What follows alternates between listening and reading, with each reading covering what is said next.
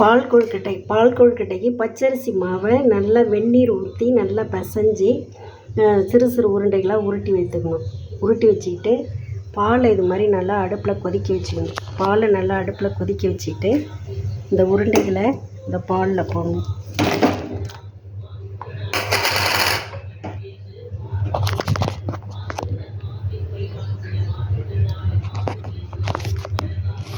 பாலில் போட்டு நல்லா கிண்டி விடணும்.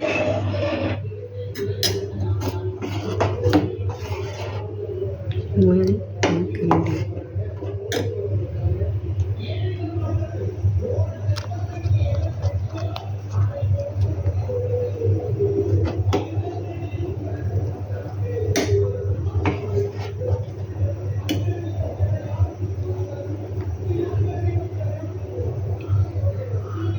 உருண்டைகள் நல்லா இது மாதிரி வெந்து வந்துடும். இந்த பாலில் நல்லா உருண்டைகள் நல்லா வெந்து வந்த பிறகு அதில் நல்லா துருவிய தேங்காய் ஆட் பண்ணிக்கணும்.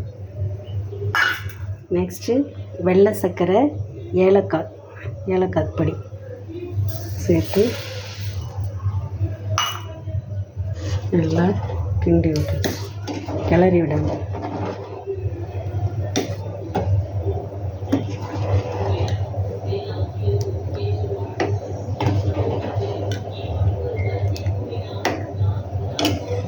பிள்ளையாருக்கு பால் கொழுக்கட்டை ரெடி.